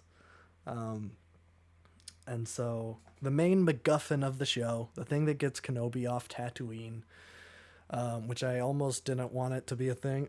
I would have liked a show where it's just nothing. And then there's just like, I don't know what I'm saying, but, the main MacGuffin, and I think this is a little bit controversial. I know some people like it. Some people like have turned off the show because of the main MacGuffin. There is a 10-year-old Leia in, you get to see Alderaan. And I know no deep fakes, no nothing. They actually cast a little girl to be Leia. And I think it's a pretty good cast. She acts like Carrie Fisher for sure. Definitely, she's written like a young Leia, so it's good writing. But the main MacGuffin is that Flea from the Red Hot Chili Peppers kidnaps her and takes her to a underworld planet. I guess they got Thundercat in the Boba Fett show, so then they had to get Flea. Which That is is a little strange. Is Flea an actor? Like, I've never seen him in anything. think so, but maybe I'm wrong. It was so weird. He comes out of nowhere. He's like only shown like by the back of his head for like half of the episode, and then as soon as he captures Leia, I'm like, wait, is that Flea? And then it is. Kind of hard to miss. Yeah. Okay. Man, he's in a lot of stuff. He's in Baby Driver, Interesting. The Big Lebowski, Back to the Future 3, Inside Out. Huh. Okay, wow. Okay. He was in Queen and Slim too. Crazy. All right, Flea. You got my respect. Now that he's back. You had in my the- respect, but now you gained it more. Yeah, you gained it more. I liked him because he kidnapped young Leia. Yeah. Yeah, so he takes her to this like underworld planet, and then her dad, Bail Organa, is like, "Yo, Obi-Wan, you need to save her. You're my only hope." Like, he says that, and I'm like, okay, we get it. We get it, guys. That's what Leia says in episode 4. It said the thing. Remember? Do you remember the movie from 1977? Let's go. There was this I movie remember. in 1977 called Star Wars, and Leia says, "Help me, Obi-Wan Kenobi. You're my only hope." And then her dad That's says it crazy. in this show. It's crazy. That's crazy. Really? Yeah, it's true. Wow. So he goes to this planet. He brings his lightsaber. He buried it in the sand with Anakin's lightsaber. And he gets on a ship, goes to this planet, saves Leia, gets Flea really high. That's his plan. He buys some spice from this kid, and then he throws it on the ground like Heisenberg throws that explosive meth in Tuco's face. He like throws it at Flea and then gets him really high on drugs, and then he steals Leia. And then I think the main thing that happens at the end of episode 2, I should be spoiler warning. I'm usually so good at spoiler warning. Oops. If you You haven't never seen miss a spoiler warning. I usually don't. I've been so good recently. Sorry. Spoilers for Kenobi. The end of Kenobi episode 2. Sorry. The end of Kenobi episode 2, he uses the Force, and a bunch of Inquisitors are on him. And then one of the main Inquisitors that seems to have beef with Kenobi says that, Lord Vader's going to be very happy that I bring you in. And then Obi-Wan's like, what? He's alive? That was the big thing. What? Yeah, he found out. And then she said Anakin Skywalker lived. And like, I don't know, this has been a big point of contention. It's like, nobody knows that Anakin Skywalker is Darth Vader except for the Emperor and Obi-Wan and Yoda, I suppose. And suddenly now this Inquisitor knows Lord Vader's real name. It's interesting. I don't know how they're going to... I'm sure they're going to explain it somehow. But right now it's like, how did you know that? I don't know. But, he escapes in the nick of time on the ship, and Leia's like, wow, you are a Jedi. You're so cool. I'm going to remember you and call on you for aid in 9 years. Because that's how long it is until episode 4. But, I think the show's pretty good so far. I know some Star Wars fans were worried because they're racist that the Black Inquisitor was going to be the main character of the show, and they were going to do a bait and switch. Dang, SJWs putting people in my Star Wars show. I love the purple and blue aliens, but I can't have too many black people in my show, right? Yeah, that's the thing, is that you put people of color in makeup, and Star Wars fans absolutely love it, but as soon as you have just an actual like person of color, they're like, what? This Why makes are me you too shoving this down my uncomfortable." throat? Unless it's Samuel L. Jackson. Everybody loves Mace Windu, but like, I'm trying to think. No, people like Finn. They hated Rose Tico though. That was the thing.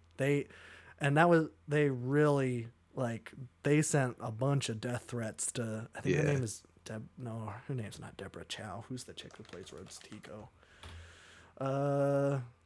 Kelly Marie Tran. That's it. Yes, Yeah. that's the one. Yes, people really, really, hated her. And I'm like, why'd you hate her? Like, she didn't Woman. write it. Blame Ryan Johnson for The Last Jedi. Or better yet, blame Kathleen Kennedy for The Last Jedi. Ryan Johnson is a great writer-director. I know that because I've seen Knives Out. But I think the show is pretty good. We'll see where it goes from here.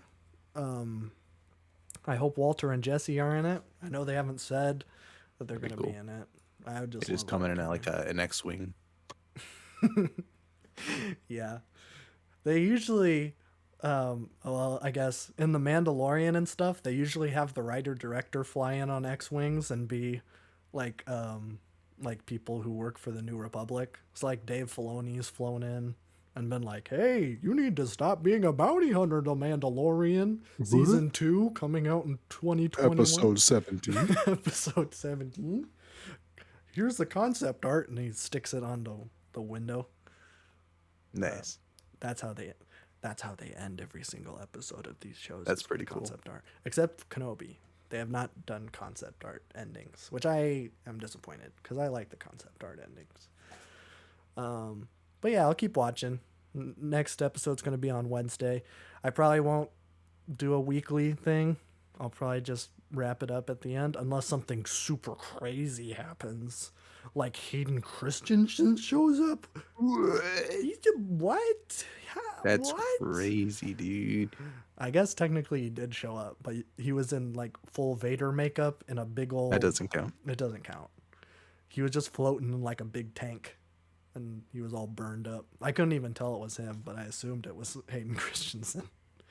Only Hayden Christensen would be like, can I be Vader so that I can float in a tub? I'm too busy playing money. Italian people in Little Italy. Mm.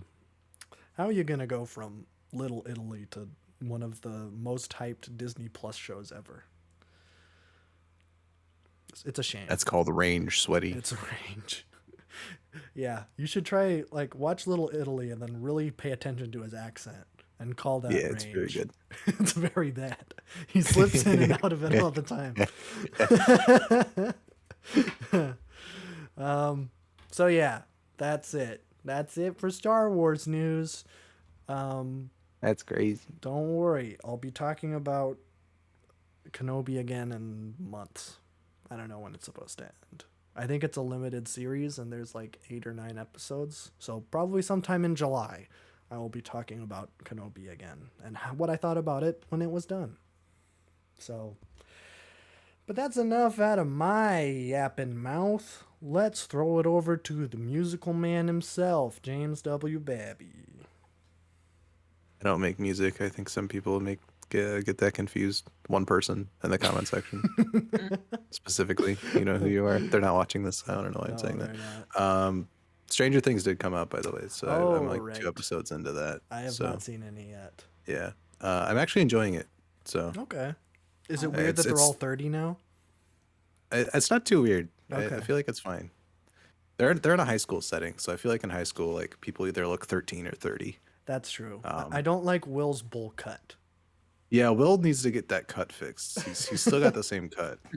And it does not look Like- good. Like his face is like aging. Like you can tell he's getting a little bit more like the facial features have become more prominent. But like the Yeah. bowl cut has stayed the same. He looks like Ian Hecox from Smash. Yeah, he's got to switch it up a little bit. He's going Michael Cera territory real quick Ooh, here. that's true. That's true. But I think the show starts pretty strong. It's a lot more of a horror season, a lot Okay. more scary. Like the first The season. violence and gore is turned up a lot. Oh, okay. I'm The interested. episodes are also very long. Oh. Okay. Like yeah, hour I did 15 see each. that. Yeah. They're very long. But I feel like season 3 was a dud. It was okay. It was fine. Yeah. It's definitely I the feel like- weakest. It's definitely the weakest. I think season 1's fantastic. Season 2 is pretty good. Yeah. This one's starting out strong. I think I'm getting a lot of like 80s and 90s thriller um, vibes from it, which I'm really liking. It feels natural, um, Yes. and I think they do their best work when they tone it down or they like strip it back a little bit.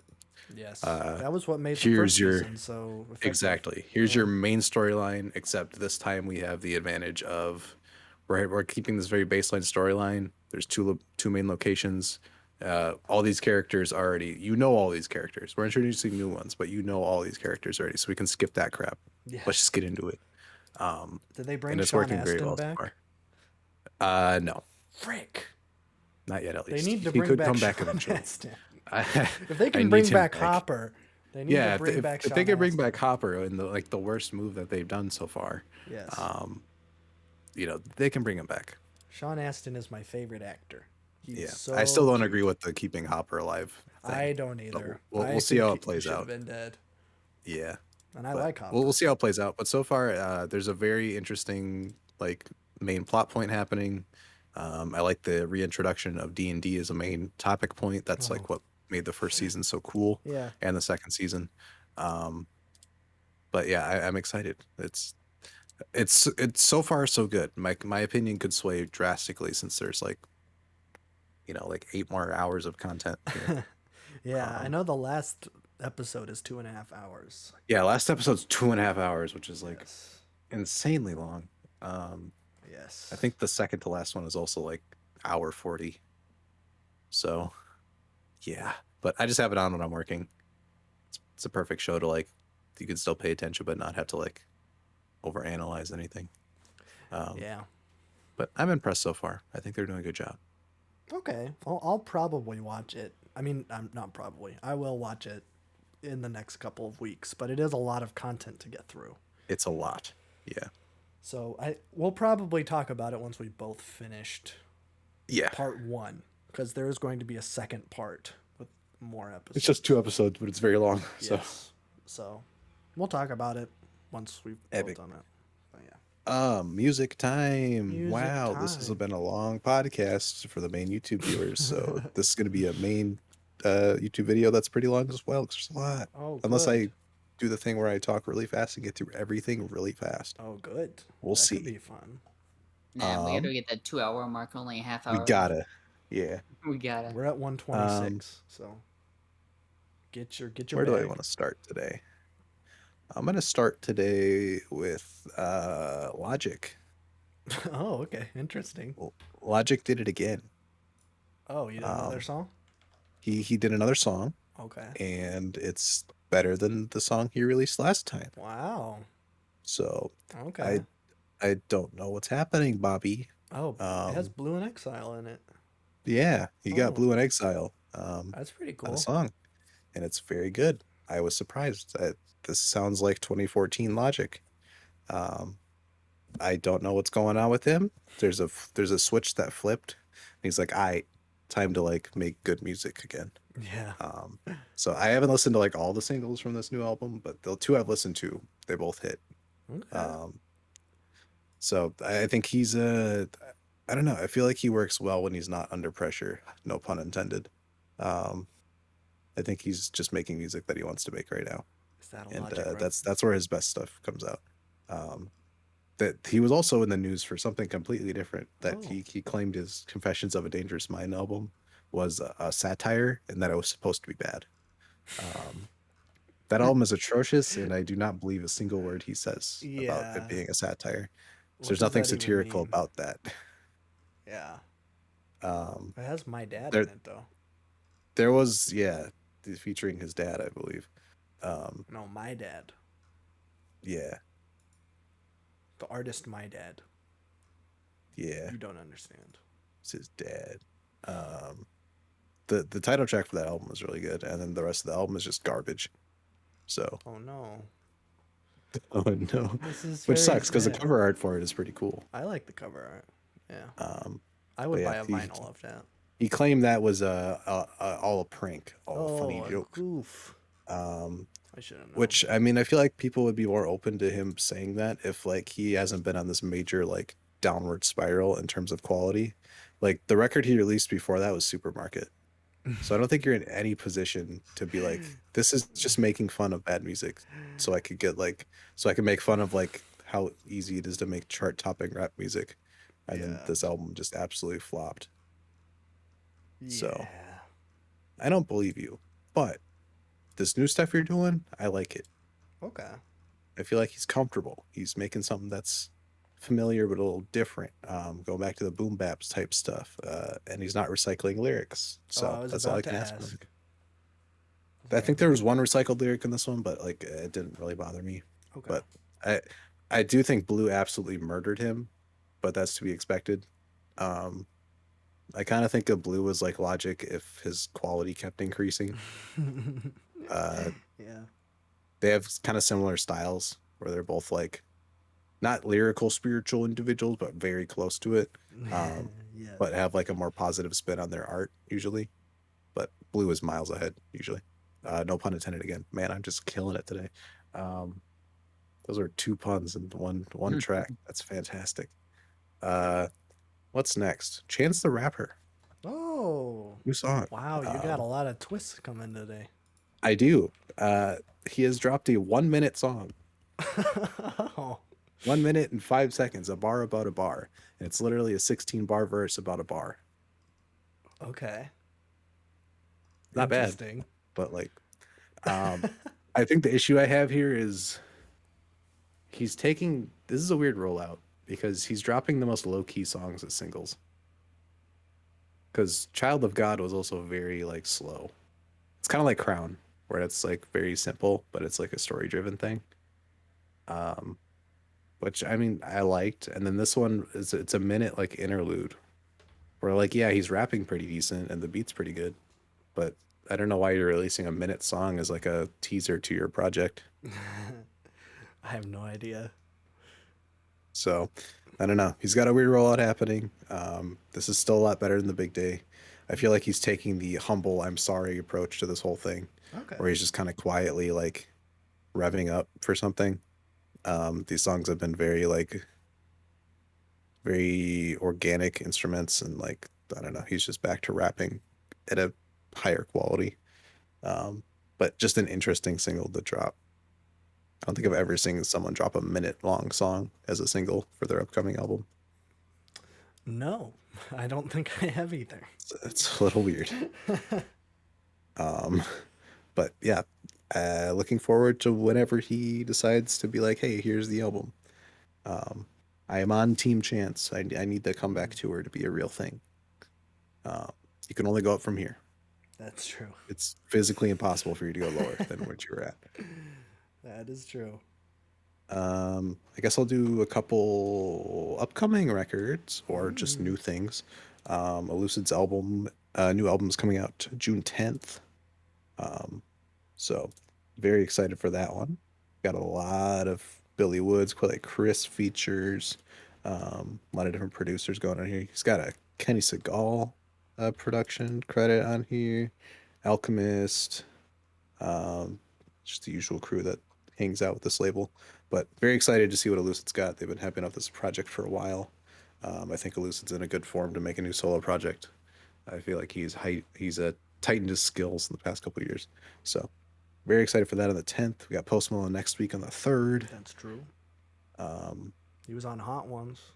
he was on Hot Ones. He's hyping up this record. Yeah, he was. He said there's only like, he's keeping like the producers. Like there's only a couple producers. He's like, I'm trying to tell a story. I'm like, okay, guy. We'll see how it goes. Last person I heard trying to do a concept album out of their element was Casey Musgraves. Yeah. Yeah. Not to like completely set up that this is gonna be awful. No, but- I really want it to be good because Post Malone's such a cool guy. I love him. He's such got a nice guy. Great energy. Yeah. I guess we'll see next week.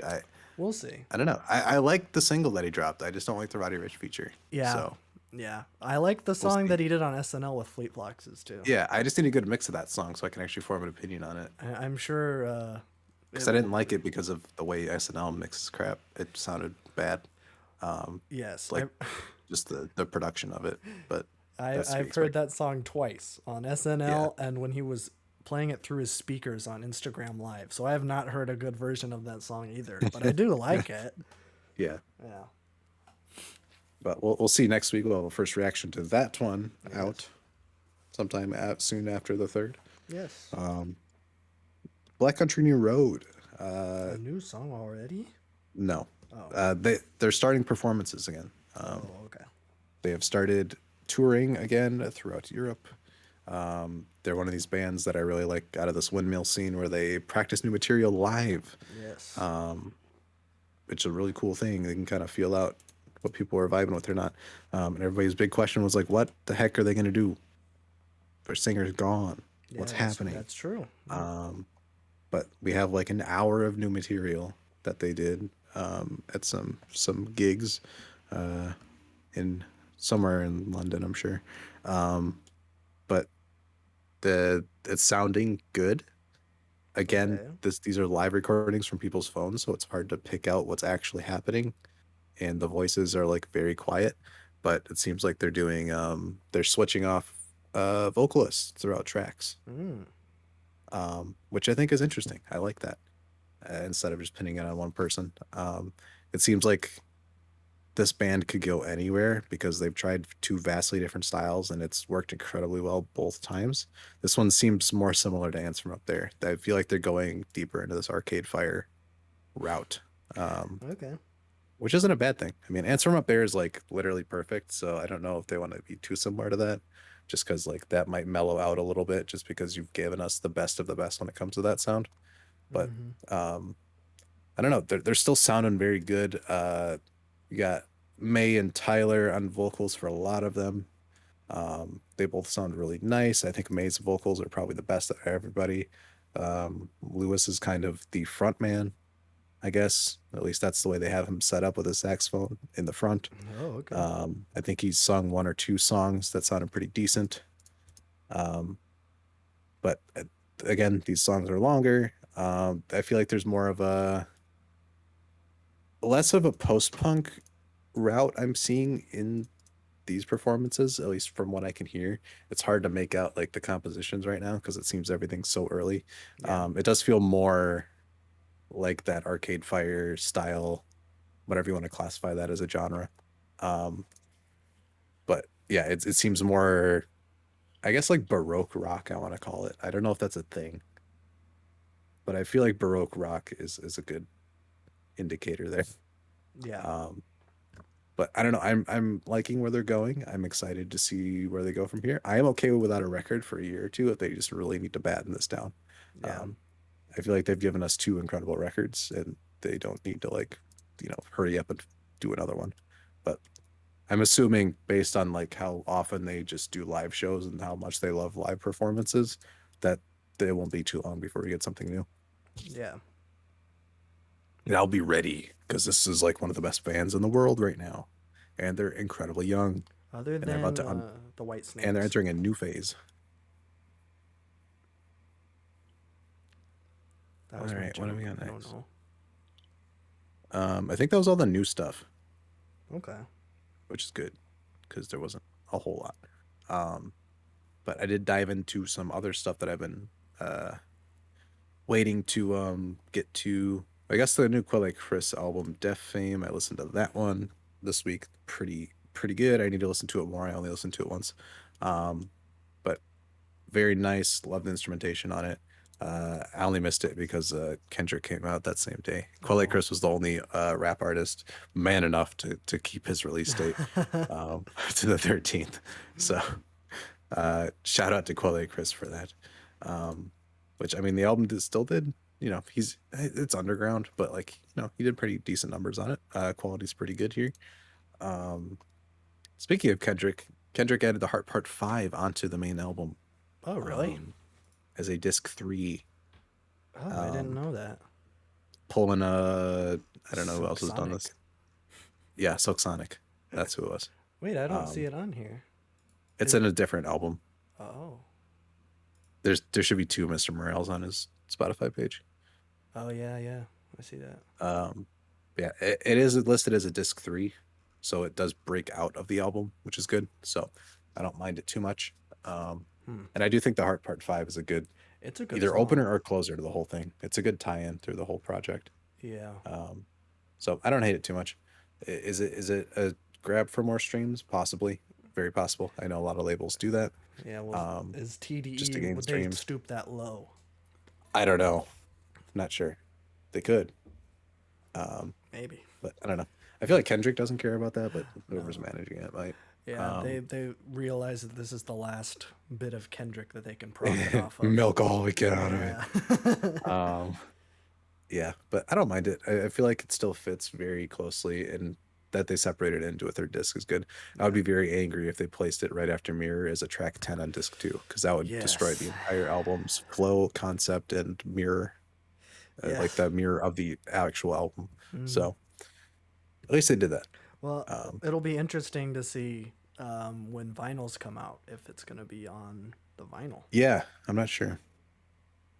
I feel like, well, this isn't a real double album. You could fit all this on 2 LP, or 1 LP, I mean. Really? It's pretty think so. long. It's an I hour. mean, it's an 20. hour 13 without Heart Part 5. Oh, true. I think know. to be a double album, it'd have to be like an hour 30 or an hour 25. I don't know the exact. How many records did Dark Beautiful Twisted Fantasy have? 3, but it only needed 2. That Dark Twisted Fantasy vinyl is the worst vinyl ever made. that album is an hour 8. Yeah, and he put it on 3 vinyl. So I think having Morale on 2 is acceptable. That's what they'll do. Yeah. Yeah. It's just technically it's not a double album, but I mean it works with the concept and everything. But yeah, I think they'll do it on 2, and they should have room for Heart Part 5 on. I was wondering if they could do it like the main album on 3 sides and then the Heart Part 5 and then maybe like a etching design for the 4th side. Yeah, that could be cool. I just want some separation, because Yeah. Mirror ends in such a strong way where I would like it to just stop, That's true. but that is very picky. But yeah, it's just an interesting thing. I never thought like Kendrick would be one to like update stuff like that, but I don't Kanye's influence knows no bounds. Yeah, I don't know if this is Kendrick's move though. Yeah, I don't know either. There's no way to tell either because he doesn't talk at all. Nope. But let's go to what else I listened to this week. There is this album. I guess we can call it an album.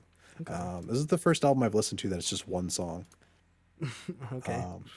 It's classified as an album. It's actually an album, but there's one song on it and it's 35 minutes long. It's Fishman's Long Season. This has like a cult following to it. Fishman. It's one that's been on my radar for years, and I just never sat down and listened to it. But it's dream pop technically, but it's reggae, dub, psychedelic, rock, and dream pop all in one song. Okay. It is one of the most magical songs I've heard in a long time. Yeah, but one song on the whole thing.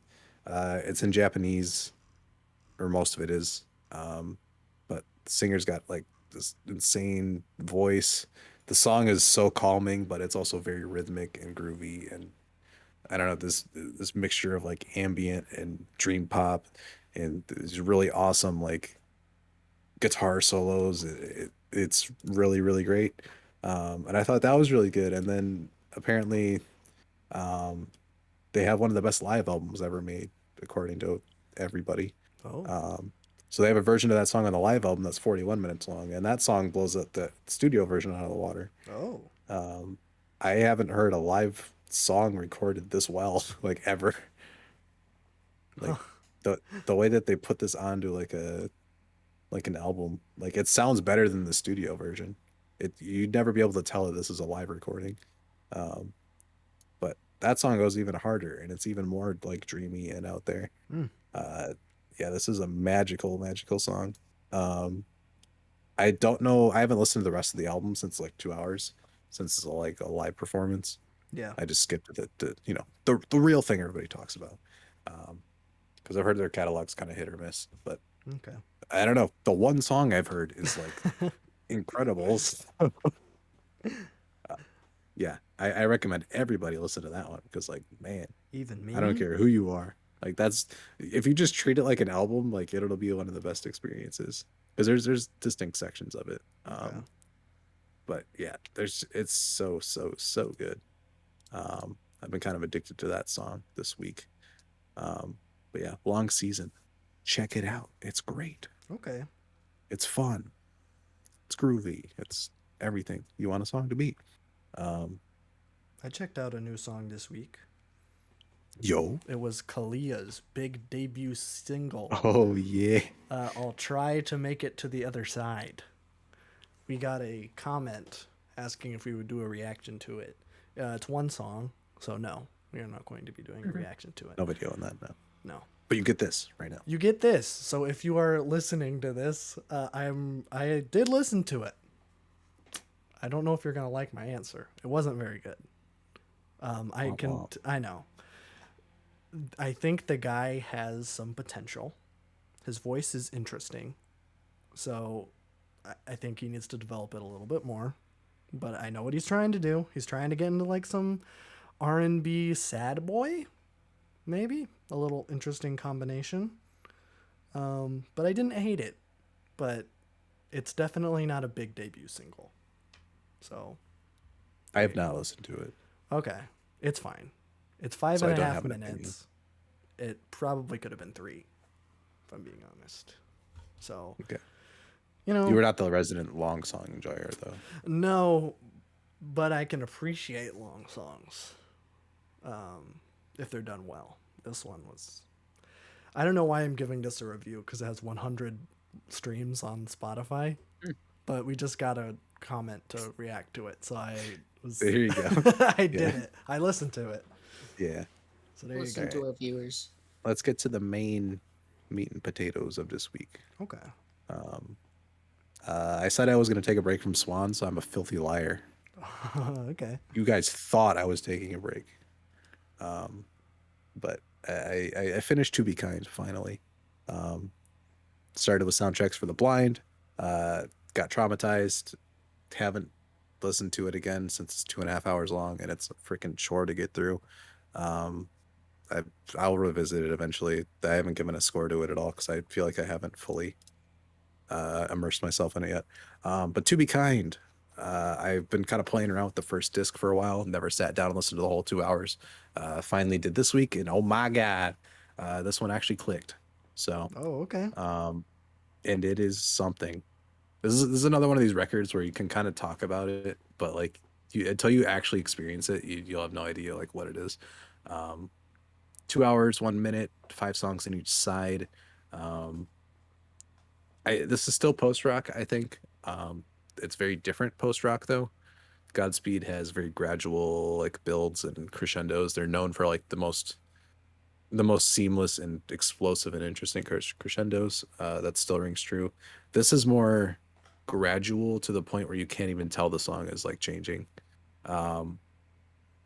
This might be torture for a lot of people because this album literally is like the most primal rock music probably ever made. I think Fantano called this the death of rock and roll or rock music in his review for it. I would agree with that. There's like no song structure to any of these. It feels like everything's based off of like momentum and pure instinct and nothing else. Like these instrumentals it's guitars and drums, a little extra things, but like I think there's 2 drum kits. But these songs are just drawn out. They're slow builds. The lyrics are incredibly simple. All of them are more chants than they are like lyrical passages. The builds are gradual, but you can feel them eventually. Like maybe my second or third listen, I was really like, yeah, that I don't know what I heard the first time, but what I'm hearing now is like literally perfect compared to what I was hearing before. But starting off with screenshots, amazing. Again, the first time you listen to anything like this, I had no idea how to even talk about it, what it was doing. It didn't seem like it was doing anything. But now it's really hitting. But screenshots fantastic. Just a Little Boy is like this really, I want to call it post blues because it has the blues song structure of like lyrical refrain, instrumental passage, lyrical refrain, instrumental passage. Um, except this is like to an extreme. And instead of actual blues guitar, it's just this like hammering of instruments. Um, and these just demented lyrics that are like, I think this is the one that has like the laughing that like goes through all channels. Um, it's a demented song, but it's really fantastic. Uh, Little God in My Hands is incredible as well. There's like this chanting that comes up that's like a children's choir or something that's like terrifying, and the song builds so well. Um, there's the singer. I think Michael Gira is his name. Um, I don't know if you can call him a singer on this record. I don't think he would. I would. Soundtracks for the Blind is a lot more chill. Not in the lyrical content. That record's a lot more disturbing than this one, but it was a lot more chill, and then there wasn't like a lot of screaming. This one's like yelling constantly. I think there's points in some songs where he just starts like barking and growling. It's crazy, but Little God in My Hands is fantastic. And then you have Bring the Sun, the two-part track that's 34 minutes long. Um, and it's weird because his music's like hypnotic, but it's also like incredibly like heavy. It's not like a good kind of hypnotic where you're just kind of like lost in a trance and everything's like pretty. This is like lost in a trance at just like the utter like heaviness and density of the mix that's getting thrown at you. Um, but everything's in like this very primal rhythm. It just feels like the song is like living and breathing and just moving slowly and slowly and slowly to the point of insanity. Um, the lyrics just get more unhinged and unhinged as the song keeps going. It just evolves into like growling and barking and just random noise. Um, it's like it is an experience. This would be an interesting first reaction video if that ever became a thing. Like it's such a weird like because this record doesn't like it's not overly depressing or disturbing. So there's like this really interesting feeling you get listening to it where you're just like observing, but all of a sudden then you're like part of it and you're like, okay, I can't stop like bobbing my head or like getting into this as it keeps going. It's like it's forcing its way into your head and not leaving. It's so strange. Um, but I don't know, the pure intensity of this record, I think the 2 hour length helps it. At first it's a chore, but like after you get through it once or twice, and like for me it clicked like halfway through the second listen, so I didn't have to like get too much of a challenge with it.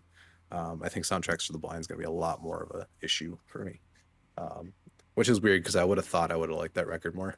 But I don't know. This one's just it is the craziest experience. I see why this is praised as like one of the best things of the last decade. I think Fantano gave this number 2 in the decade. I think T-Pab barely beat it. Is that yeah, one a 10 for him? Yeah. Oh, Yeah. Yeah. I think I gave this a 97 as of now. Okay. Could grow. I don't see it shrinking because I listened to it on headphones for this like 2 times, and then today I listened to some of it in the car, and I think this needs to be played in speakers out loud because you can only get so much through headphones in terms of like volume and just feeling, because they are just 2 small speakers. When I played this in the car, like these guitars sounded like they were just like breaking down walls. There's parts of the songs where it's like everything's so calculated and they're so tight as a band, where they just have these like slower passages and then just this heavy onslaught of every single person in the band just slamming their instrument at like the same time. So I don't know. This record's insane. I would love to do a Swans reaction, but like that also kill both of us, and it would be it's so strange. No, you know I'm gonna hate it. Yeah. Yeah, I don't think that would be good. I think we would get lampooned harder than anything ever. It would be worse than Mariah Carey. Nah, No, Swans I'm fans done. aren't that stuck up. Oh, I was just joking. Yeah, Nothing could be worse than Mariah Carey. exactly. We've already gone into the deep end once. It's not happening again. Next up, we are reacting to a Nicki Minaj album. Oh God, please no. That would suck. Yeah. Not the album. No, The not the reaction to it album. would suck. Yeah. If I even said, I don't really care for this song too much, then everybody would Yeah. be like, you are This song was bad. about 20 seconds too long. I hate you so I hate much. you. This is perfect. But yeah, this thing kind of blew me away this week. I wasn't expecting to like really finally have one click, but I feel like it helped by just going through the first disc casually and then finally sitting down and be like, all right, I'm finishing this. So yeah, incredible record, insane. One of the most unique experiences I've ever had. Yeah, I feel like this is definitely an acquired taste, but a lot of people really like this one. So it's weird that this is the most accessible one or one of the more accessible ones because this is still extremely challenging to get into. So, Yeah. but now I've cracked the code a little bit, so now I can kind of move on to other things here. I know they have the Seer and the Glowing Man, so I'm gonna do one of those next. I'm gonna wait on Soundtracks for the Blind until I've gone through most of their other stuff. But yeah, I don't know how they've released like, because the Seer and the Glowing Man are almost like reviewed as highly as To Be Kind, and all of these came out within 2012 to 2016, and they're both 2 hours long, or all of them are 2 hours long. So they really went hard during those years. The Seer has a scary thingy on the cover, so I might do that one next. That one seems fun. Seer. I need to see how scary this is. It's got like a little like teddy bear, except he's got like human teeth. It's kind of scary. Oh yeah, it looks like the cat from Alice in Wonderland. A little bit, yeah. Oh. So I might do that one next. It can't be more terrifying than what I've heard on To Be Kind, so Okay. I wouldn't think. I mean, To Be Kind just got a picture of a baby on it, and then you expect it to be like, you don't expect it to be what you get. What you get is like primal rage for 2 hours. Well, it is a crying baby. Yeah, yeah, that is my face after I finish the album. But I guess it's pretty accurate now. Yeah. But I'll probably do the Seer and then the Glowing Man. Then we'll go from there. But I don't know. I don't know if this is starting a Swan's addiction or if To Be Kind is just the one that really broke through. I guess we'll figure it out in the coming weeks. But I think that's everything I have. That's it. That's it. Okay. So we got Crazy. 60 minutes. Come on, man. Retrospective. Retrospective dropping later. Well, no, next No. week. Cemetery. is coming out later today. Yeah, Cemetery is coming out later today or tomorrow if you're on the YouTube channel. That's a fun one. Stay tuned for that. That was an interesting experience. That was interesting. I didn't know. You let me know that it's going to be a little bit longer. I wouldn't know. It's 53 minutes. That's the render. Interesting. Okay. So whoever asked for that, you're getting your money's worth.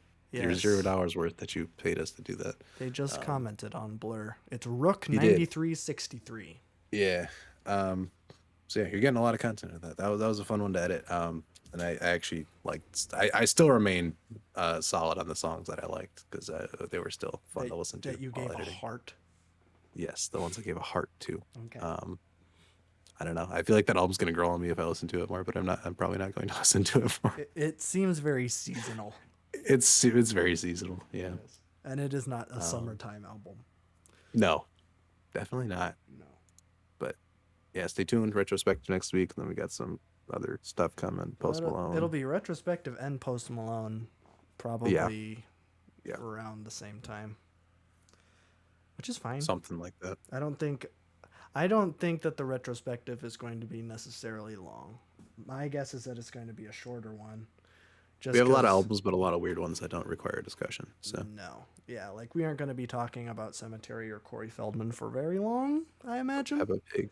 Peppa Pig, we probably won't be talking about Peppa Pig. Even though it is a Yeah. modern masterpiece, I feel like It is. we probably It don't- speaks for itself. We don't need to talk about it. Right. Yes, so we'll get our stuff situated. Follow us on Twitter if you want to know when we're posting things. It's pretty fun. Or if you just want to see our funny tweets. I do don't know why I'm tweet saying our. sometimes. I have no creative input on the Twitter. You by can. choice. You can do it. By choice. You have the login. You can just tweet whatever you want. I had one banger like one time, and then we were suspended during that time, so I didn't get to Oh, post it. yeah. And it was time sensitive, so It was good. They'll come eventually. I'm very few and far between. Yes. When I hit, I'm gonna hit. It's just gonna take like 3 months between each one. Yeah, I took a break for a couple days because I didn't feel like joking in the wake of a mass shooting. So I True. took a couple days off. I started tweeting again yesterday. I didn't want to tweet about politics or thoughts and prayers because I'm like, I'm not adding anything. So I'm just going Yeah, I to feel like not I'd say become anything. unhinged if I just did that on Twitter. So Yeah, I was following Bo Burnham's advice, and he was just like, "Can anyone just shut the fuck up for about yeah, any one thing?" I'm like, I would have "I been. will." I would have got it as suspended 100% this week. So Okay, good. I would have got it as banned off the platform. But What do you mean? It's the platform of free speech. Elon Musk yeah, said so. that has its that has its limits. I think. What? Do you think that they would ban liberals on Twitter? Probably not. Hopefully. I would get us at least suspended though if I tweeted it all this week. That's all I'm Okay. saying. You know what? I think that's fair. I just didn't say anything because I didn't want to. I tweeted about Kenobi twice, but one episode before it came out and one tweet before it came out and one tweet after. And now I won't tweet about it until it's over. Ever. Ever. Okay. Well, we hit 2 hours. Nice. Let's go. We That's did it. exciting. So, happy Memorial Day. That's when this podcast is coming out. Everybody thank a veteran. What do you think? Your memoirs? Thank your memoirs. Memoirs? Your memoirs. Memoir? Think your memoir? This is a little trick I learned. If you go up to an army soldier man at a restaurant that you see, and then you say, "No, thank you for your service. I'm actually not a fan of the military-industrial complex," then you actually, he like gives you a weird look. It's a little trick I learned. I find it as weird as when people just like do that to anybody wearing a military hat. Yeah.